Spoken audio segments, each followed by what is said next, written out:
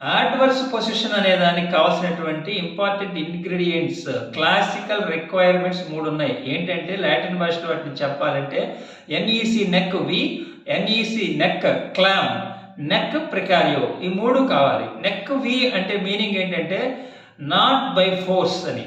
Neck clam అంటే ఏంటంటే not secrecy అని, నాట్ ఇన్ సీక్రసీ అని.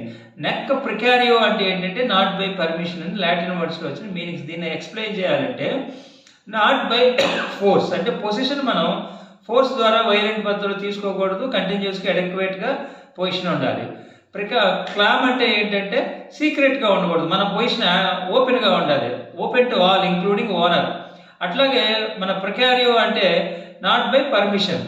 అట్లాగే adverse title to the owner, మనం అందరికీ ఓనర్కి అగెనిస్ట్గా టైటిల్ ఉండేటట్లు పొజిషన్లో ఉండాలి. ఇది రవీందర్ కౌర్ గ్రేవాల్ జడ్జిమెంట్లో